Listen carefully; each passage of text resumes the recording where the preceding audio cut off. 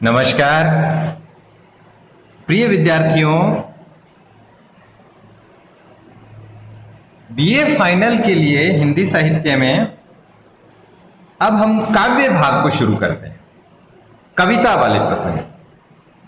तो पहली जो इकाई है उसमें बहुत बड़े कवि हैं, राष्ट्र कवि मैथिली शरण गुप्त। मैं थोड़ा सा आपको इस वीडियो में गुप्त जी का काव्यात्मक परिचय देना चाहूंगा। ये काव्यात्मक परिचय ही इनकी कविताओं को समझने का हमारा आधार बनेगा। जैसे मैथिली शरण गुप्त हिंदी साहित्य के आधुनिक काल में दिव्येदी युग के प्रमुख कवि हैं। महावीर प्रसाद द्विवेदी के नाम से जो आधुनिक काल का जो एक उपविभाग है उस काल के कवि। तो जाहिर सी बात है कि अगर द्विवेदी युग के कवि है तो द्विवेदी युग का जो समय है वो है सन 1900 से 1918 तक का। तो द्विवेदी युग जो है, अब इसकी जो प्रवृत्ति है वो क्या है? राष्ट्रीय चेतना, भारतीय संस्कृति को नए रूप में जन जन तक पहुंचाना, परंपरा का स्वागत, खड़ी बोली हिंदी को कविता के रूप में उसका चयन, ब्रज भाषा कविता के आधार को छोड़ करके काव्यात्मक रूप में खड़ी बोली हिंदी का प्रयोग, ये द्विवेदी युग की बहुत बड़ी विशेषता है। साथ ही साथ जो भारतीय इतिहास पुराण, जो भी भारतीय संस्कृति के कुछ ऐसे पात्र, संकेतात्मक रूप में हम कह सकते हैं स्त्री पात्र, जो उपेक्षित रह गए, जिनका बड़ा रोल था, बड़ी भूमिका थी, फिर भी वो साहित्य में, समाज में, संस्कृति में, धर्म में, अध्यात्म में कहीं ना कहीं उपेक्षित रह गए। तो ऐसे उपेक्षित पात्रों को सामने लाना, जैसे मैथिली शरण गुप्त ने जो साकेत का जो 9वां सर्ग है वो उर्मिला के बारे में रखा, लक्ष्मण की पत्नी। तो उर्मिला का जो त्याग था उन्हें कवि ने एक नई कल्पना के द्वारा पाठक तक पहुंचाया। इसी प्रकार यशोधरा जो उनका काव्य है, यशोधरा में गौतम बुद्ध की धर्म पत्नी यशोधरा के मन की जो स्थिति थी, जब गौतम बुद्ध ने उन्हें सोते हुए छोड़ के गृह त्याग किया था, तो उनकी मन की स्थिति को कवि ने एक नई सृजनात्मक कलात्मक रूप से हमारे सामने रखा।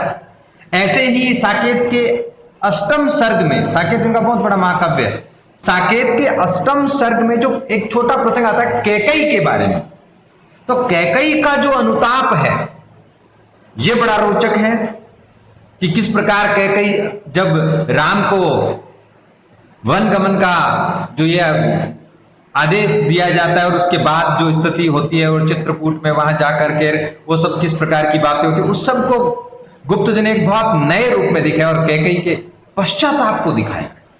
अब तक ये जो स्त्री पात्र था यही कहा गया था कि कैकई कुटिल थी, कवि ने छल किया, राम को वनवास दिलवाया, ये सब किया, ये किया। कवि ने कहा कि उसकी कुछ स्थितियां थी और कैकई को पश्चाताप करते हुए दिखाया गया। हमारी संस्कृति, हमारे समाज, हमारे धर्म में यह कहा जाता है कि अगर इंसान गलती करके उसको सुधार ले और मन से उस पर प्रायश्चित कर ले तो वो जो है वो बहुत श्रेष्ठ हो जाता है।